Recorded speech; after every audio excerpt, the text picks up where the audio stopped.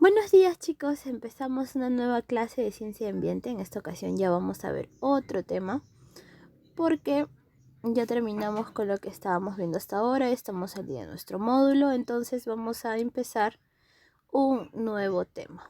Animales invertebrados y vertebrados. Este tema en realidad es bastante amplio porque abarca un montón de características de los seres vivos, pero vamos a tratar de resumirlo. Para empezar, estos animalitos que son vertebrados o invertebrados. Las características de los animales vertebrados es que tienen algo muy importante, algo que los va a diferenciar de los invertebrados. Tienen esqueleto interno.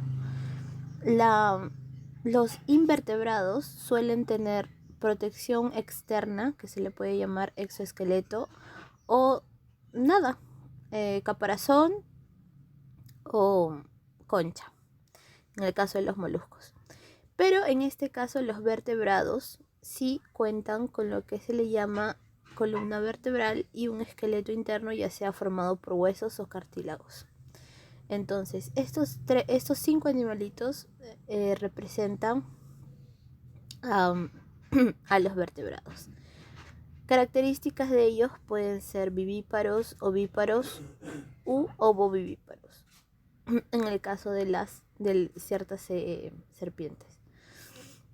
Los vivíparos son aquellos que nacen del vientre de la mamá, como nosotros.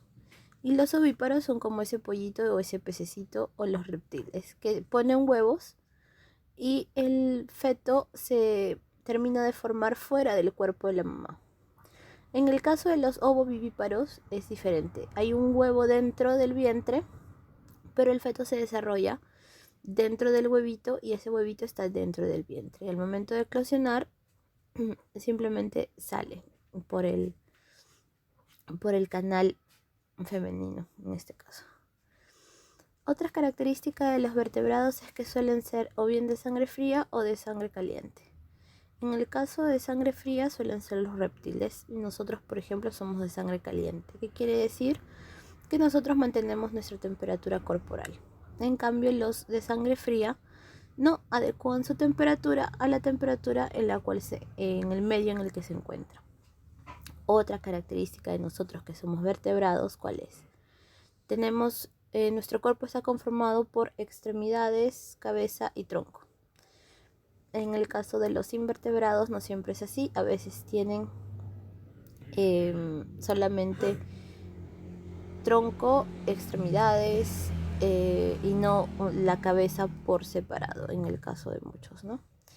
Tienen también otra diferencia entre nosotros y los invertebrados es que los invertebrados suelen sufrir una mutación.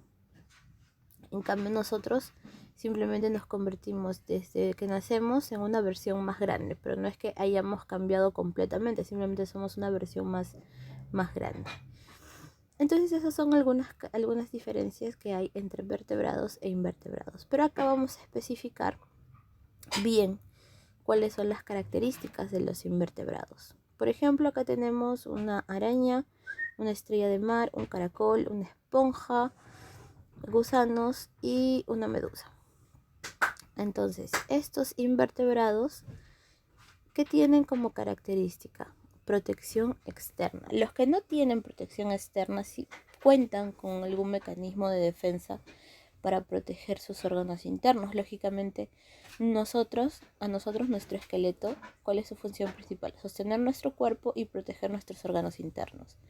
Pero ¿qué sucede si no tuviésemos una protección? De todas maneras deberíamos tener un mecanismo de defensa para evitar que el ambiente, que cualquier ser vivo nos pueda hacer daño fácilmente, ¿no? En este caso vamos uno por uno. Por ejemplo, tenemos en el caso de las arañas los artrópodos, que incluyen insectos y miriápodos.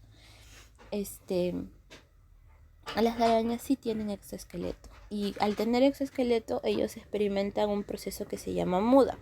Quiere decir de que la piel dura que tienen por fuera tiene que ir saliendo a medida que van creciendo para poder cumplir su función. O sea, imagínate una araña pequeñita ¿de acuerdo?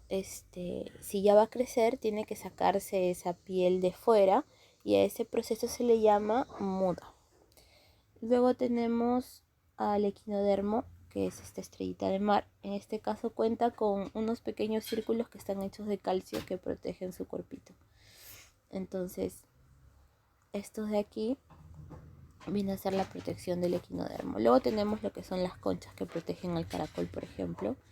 En el caso de las esponjas, más que nada, como no son seres vivos de los cuales alguien se puede alimentar o sea un alimento predilecto de algún ser vivo, no necesita mucho mecanismo de defensa. Más que nada viven en colonias, así con muchas esponjitas, ya que su reproducción es por gemación.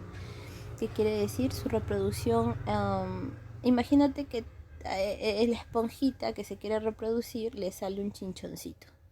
Ese chinchoncito va creciendo y se convierte en otra esponjita que salió desde un lado de su cuerpito. Solamente es por eso. Esa es su reproducción. No es que haya una esponja hembra, una esponja macho y unan sus células sexuales. No, simplemente es una reproducción asexual. Luego tenemos a los gusanos. Los gusanos sí no cuentan con una protección externa, para nada. Pero sin embargo la mayoría de ellos suelen ser parasitarios, ¿no? Entonces ese sería su mecanismo de defensa en realidad. En el caso de las medusas, si tú has visto Buscando Nemo, estoy segura que sí lo has visto porque es súper conocido, te acordarás de que en un punto Dory y el papá de Nemo pasan nadando rápido y se encuentran con un banco de medusas. ¿Qué quiere decir un banco? Un grupo. Y el papá de Nemo le dice, hay que correr, hay que nadar a través de ellas, pero sobre las cabezas, no los tentáculos. Y cuando gana la carrera Dory, como se olvida, se hace daño. ¿Por qué se hace daño? Las medusas tienen en sus tentáculos células urticantes, que expulsan una especie de veneno que hace daño a los seres que se les acercan. Esto contribuye a la protección de su cuerpo, ya que no cuentan con un exoesqueleto, ¿no? Entonces, esas células urticantes en los tentáculos vendría a ser su mecanismo de defensa. Vamos a explorar bien a los animales invertebrados. Están clasificados con aquellos que tienen protección. Ahí tenemos a los artrópodos. Los artrópodos, como ya te había dicho, está dividido en arácnidos, que está compuesto por arañas, crustáceos, en los que tenemos langosta, cangrejo, insectos, que son los que tienen 6 patitas como la mariquita, y los miriápodos, que vienen a ser los 100 pies y los 1000 pies. No es que se le llame 100 pies porque han contado sus piececitos y tienen 100. No, es porque, tienen muchos piecitos y, es un nombre que le han puesto nada más.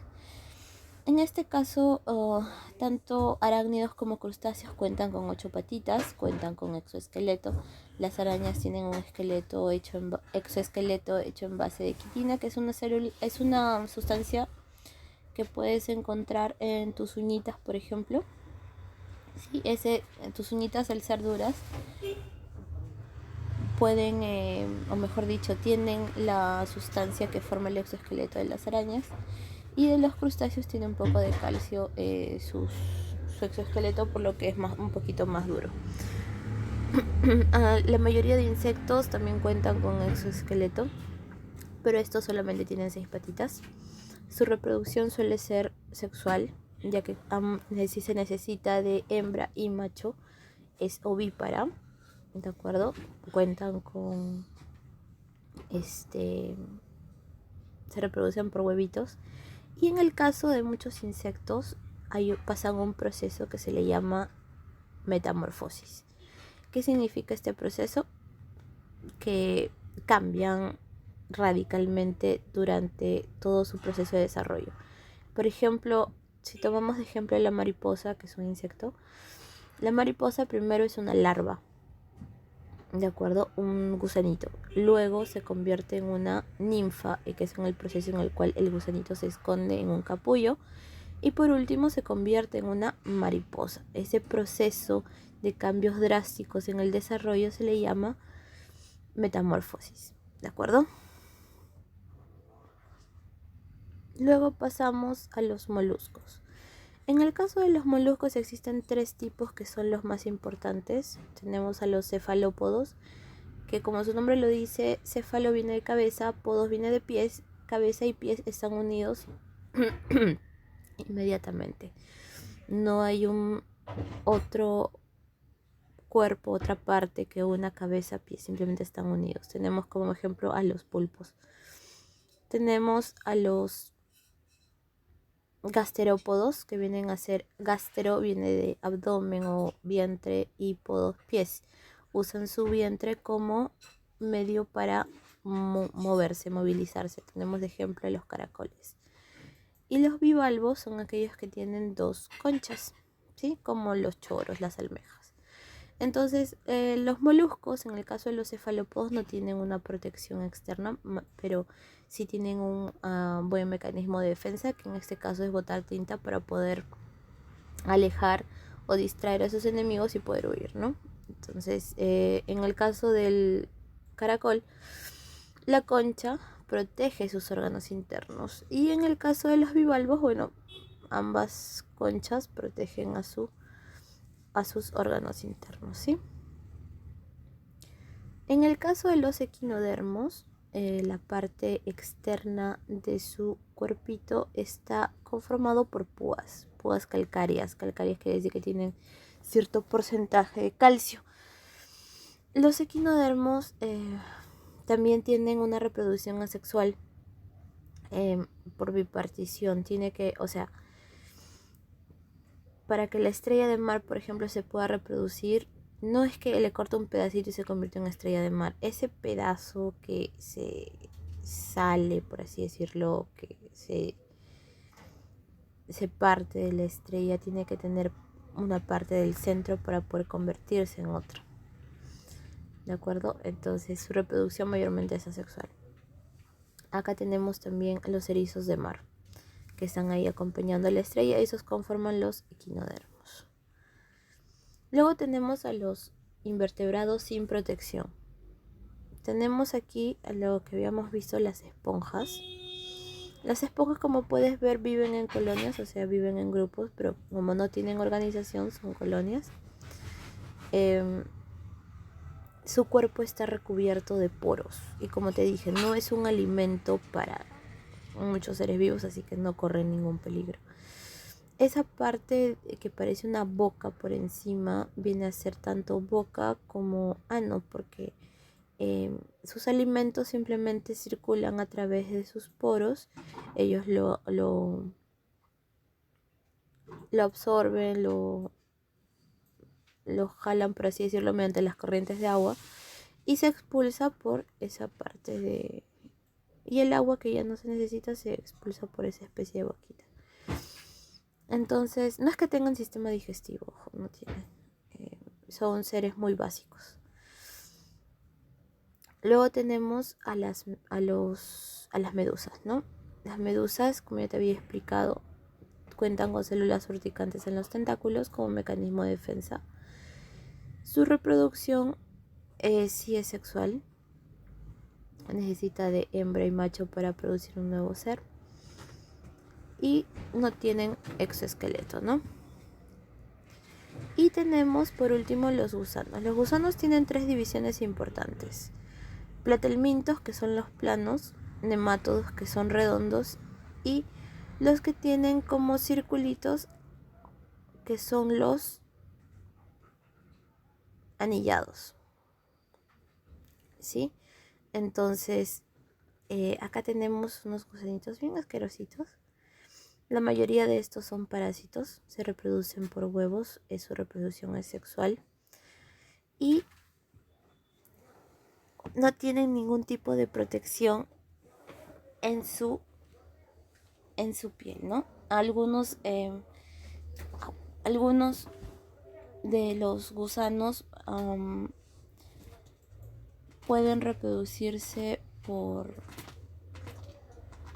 bipartición, pero en realidad no. cuentan con un sistema interno bastante largo que ocupa todo su cuerpo. Así que recordemos que la mayoría de ellos son parásitos, por lo que causan enfermedades a sus huéspedes, ¿no? Entonces hasta aquí tendríamos lo que son los invertebrados. Espero que hayas aprendido un poco más. Recuerda que te falta completar, bueno, nos falta completar una ficha que queda un poquito trazada, pero hoy la podemos hacer. Te la mando en el grupo de WhatsApp. Que tengas un excelente día.